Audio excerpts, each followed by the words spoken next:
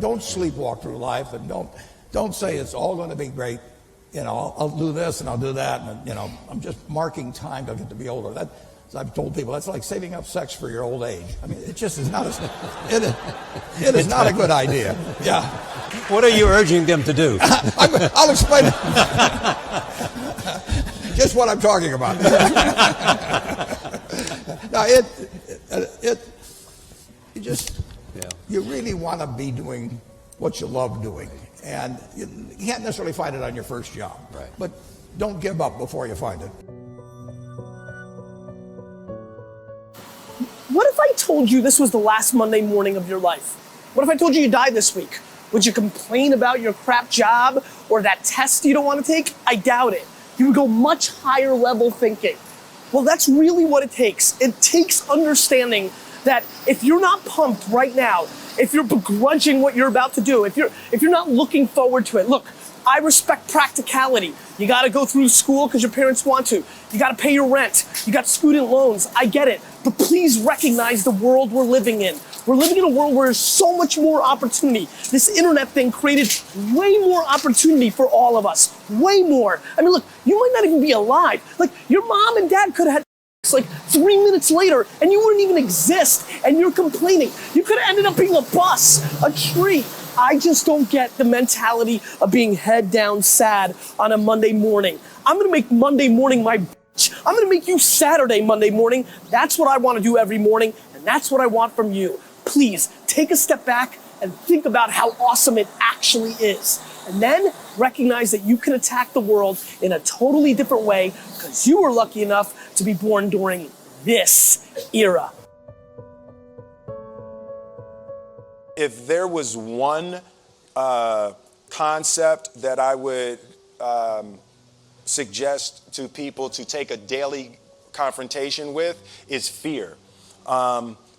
The problem with fear is that it lies, right? So fear tells you, hey, you know, if you say that to that girl, she's gonna know she has you, you know, and she'll never really be attracted to you if she knows how much you attracted to her. Don't say that. No, how we get her is when she walks by, ignore her. Right, it's a little, you know, it's like pop it on your shoulder. Fear tells you dumb shit like that, right? You know, so yeah, for me, the daily confrontation with fear has become a real practice for me since about three years ago. I went skydiving in Dubai, right? And skydiving is a really interesting confront with fear, right? So I gotta stand up. I'm sorry, I gotta stand up. All right. So all your friends, what happens? You go out. I dropped my thing. Yeah. So what happens is you go out the night before and you take a drink with your friends and somebody says, yeah, we should go skydiving tomorrow. And you go, yeah, we'll go skydiving tomorrow. Yeah, yeah. And you go, yeah. And everybody goes, yeah. Right? And you go home and you by yourself, you're like, Right? You're like, well, I mean, they was drunk too. Right? So maybe they not, maybe, I mean, we don't have to go. We don't have to do it. So then that night you're laying in your bed and you just keep, and you're terrified. You keep imagining over and over again jumping out of an airplane and you can't figure out why you would do that, right?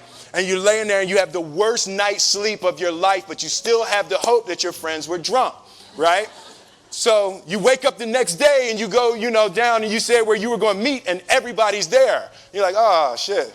All right, cool, right? So you get in the van and you don't know that your friends had the same night that you had because they're pretending like they didn't. They're like, yeah, man, my uncle's a Navy SEAL and, this is going to be great. I've been looking forward to this. And you're like, oh, my God. And your stomach is terrible. You can't eat and everything, but you don't want to be the only punk who doesn't jump out of this airplane. So you get there and then you have this safety brief. And you're standing there, and the guys will tell you, well, if the chute doesn't open, what's going to happen is well, why the hell, what could happen? That the chute wouldn't open, right? So you do a thing, and what you do is your first jump, you're attached to a guy who is going, he's going to walk you out. So you go and you get there and there's an airplane and nobody's stopping. Everybody's still going. So you get onto the airplane and you're sitting there and it's extra because you're sitting on some dude's lap, some stranger. You're sitting on his lap. And it's like, you're trying to make small talk. Yeah, man. So you be jumping with people all the time, huh? Right? So, and then you just want to make sure, you got kids, right? You got people you need to see, right? You just want to make sure he's serious, right? So you get in there. So everything's normal. So you fly and you go up to 14,000 feet. And you notice there's a light. It's red and it's yellow and green, right? So right now the light's red. So then you start thinking at some point the light's going to go green, but you don't know what's going to happen, right? And you wait and it goes yellow. And the light goes green, and somebody opens the door, and in that moment, you realize you've never been in a freaking airplane with the door open. Right? Terror. Oh, sorry, I'm spitting. Oh, sorry. No, terror. Right? So you go, and then, if you were smart, you sat in the back, so you don't go first, right? And then people start going out of the airplane. And you go, and the guy walks you up to the end of the thing, and you're standing, and your toes are on the edge, and you're looking out down to death. And they say, on 3.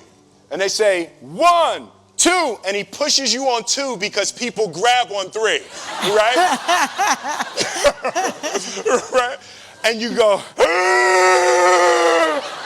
and you fall out of the airplane, and in 1 second, you realize that it's the most blissful experience of your life. You're flying, right? It doesn't feel like falling, right? It's like you actually are kind of held a little bit by the wind, and then you start falling, and there's zero fear. You realize that the point of maximum danger is the point of minimum fear. It's bliss. It's bliss. And you're flying. Right? And you're doing that. And then 20 seconds, 25 seconds, 40 seconds. And you have enough time to just kind of be like, oh, shit, that's that building. I like that one. Oh, you can see the ocean.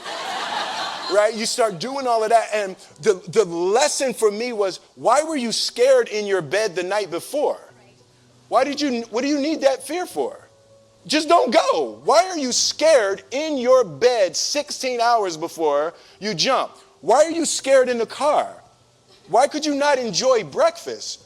What did you need that? The fear is fear of what? You're nowhere even near the airplane. Everything up to the stepping out, there's actually no reason to be scared. It only just ruins your day. You don't have to jump. And then in that moment, all of a sudden, where you should be terrified is the most blissful experience of your life. And God placed the best things in life on the other side of terror. On the other side of your maximum fear are all of the best things.